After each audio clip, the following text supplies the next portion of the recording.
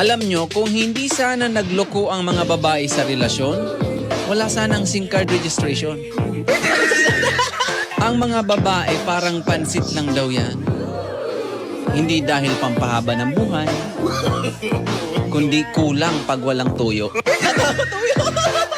Ngayon ko lang na-realize, kaya pala nauso ang kasabihan na ladies first. Kasi mga babae naman talagang magaling sa umpisa.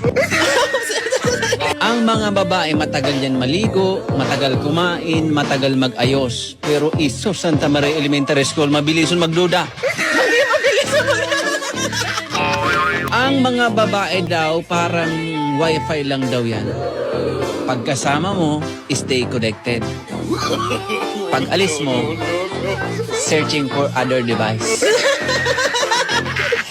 Sorry girls ha, tabla-tabla na.